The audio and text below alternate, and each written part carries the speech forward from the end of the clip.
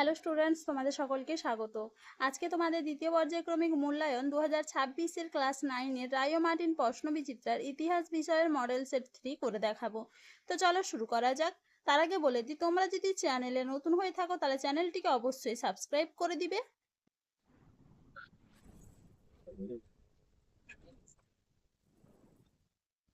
দেখে নি বিভাগ ক, সঠিক উত্তরটি বেছে নিয়ে লেখো।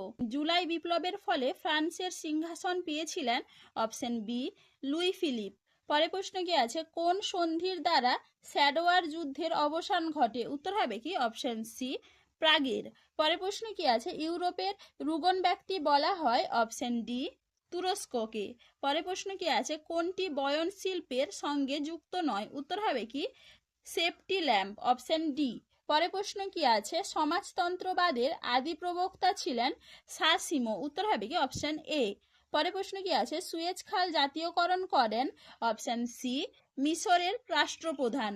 পরে প্রশ্ন কি আছে, রক্তাক্ত রবিবারের ঘটনাটি ঘটে? অপশন ডি 1905 খ্রিস্টাব্দের 22 জানুয়ারি। উত্তর হবে কি অপশন ডি।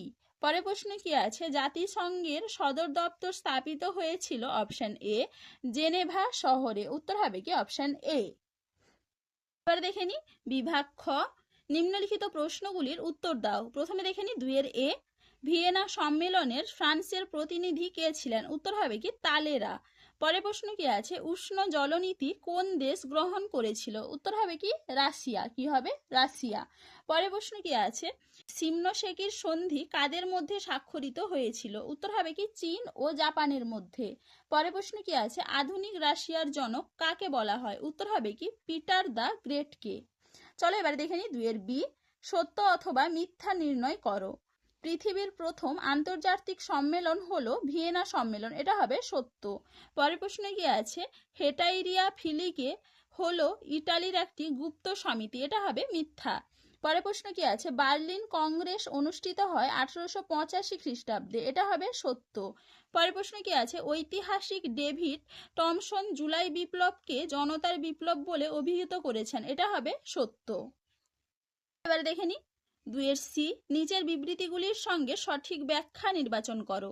প্রথমে দেখে নি বিবৃতি কি আছে, ক্রিমিয়ার যুদ্ধ ছিল ইউরোপের ইতিহাসের জলবিভাজিকা। তোর হবে কি ব্যাখ্যা 1, এই যুদ্ধের ফলে পূর্বাঞ্চল সমস্যার সৃষ্টি হয়। পরে বিবৃতি কি আছে, 19 শতকে উপনিবেশিক প্রতিদ্বন্দ্বিতা বৃদ্ধি পায়। উত্তর হবে কি ব্যাখ্যা 3, ইউরোপীয় দেশগুলি রাজনৈতিক আধিপত্য প্রতিষ্ঠার উদ্দেশ্যে উপনিবেশ দখল করে। পরে বিবৃতি কি আছে, ভার্সাই সন্ধির দ্বারা জার্মানির সামরিক শক্তি ভেঙে দেওয়া হয়। উত্তর হবে কি ব্যাখ্যা 3, জার্মানির ভবিষ্যতে যাতে বিশ্ব শান্তি ভঙ্গ করতে না পারে তার ব্যবস্থা করা হয়। পরে বিবৃতি কি আছে, হিটলার ও মুসোলিনি স্পেনের বিদ্রোহী নেতা ফ্রাঙ্কোকে সমর্থন করেন। উত্তর হবে কি ব্যাখ্যা 2, ফ্রাঙ্কোকে সমর্থনের মাধ্যমে হিটলার ও মুসোলিনি নিজেদের একনায়কতান্ত্রিক শাসক জোটের শক্তি বাড়াতে চেয়েছিলেন। এবারে দেখে নি বিভাগ গ, 2টি বা 3টি বাক্যে নিম্নলিখিত প্রশ্নগুলির উত্তর দাও। ভিয়েনা সম্মেলনে কটি নীতি গৃহীত হয় এবং কি কি? দেখে না উত্তরটা তোমরা, ভিয়েনা সম্মেলনে 3টি নীতি গ্রহণ করা হয়েছিল। এই 3টি নীতি হলো ন্যায্য অধিকার নীতি, ক্ষতিপূরণ নীতি ও শক্তি সাম্য নীতি। তাহলে এবারে পরের প্রশ্ন কি আছে, প্যানস্লাভ আন্দোলন কি? এই প্রশ্নের উত্তরটা তোমাদের পরের ভিডিওতে দেখিয়ে দিব। পরের প্রশ্ন কি আছে, কে কবে সর্বপ্রথম টেলিগ্রাফ আবিষ্কার করেন? দেখে নাও, স্যামুয়েল থমাস ভন সোমারিন টেলিগ্রাফ আবিষ্কার করেন 1837 খ্রিস্টাব্দে। সেরাজেভো হত্যাকাণ্ড বলতে কি বোঝো? দেখে নাও উত্তরটা তোমরা এখান থেকে এইটুকু লিখবে, ভালো করে একটু দেখে নাও। এবার পরের প্রশ্ন কি আছে, এনইপি কি? দেখে নাও এনইপি, এখান থেকে এইটুকু লিখবে। এরপরে দেখে নাও এবার আরো আছে, এখান থেকে এইটুকু।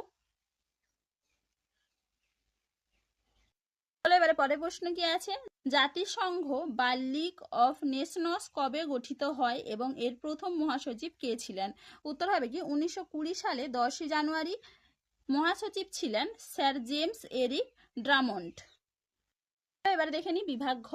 7-8টি বাক্যে যে কোনো 2টি প্রশ্নের উত্তর দাও। কাকে কেন মুক্তিদাতা জার বলা হয়?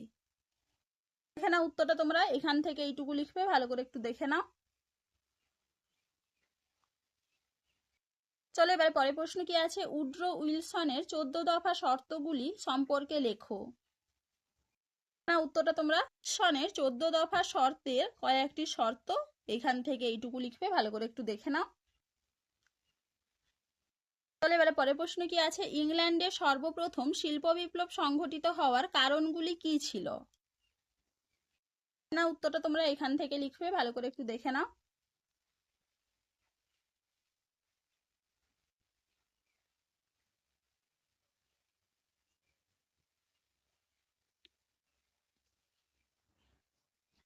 দেখে নাও এইটুকু লিখবে। তো চলো আজকে এইটুকুই, দেখা হচ্ছে পরের ভিডিওতে। ভিডিওটি ভালো লাগলে লাইক করে দিবে এবং চ্যানেলটিকে অবশ্যই সাবস্ক্রাইব করে দিবে।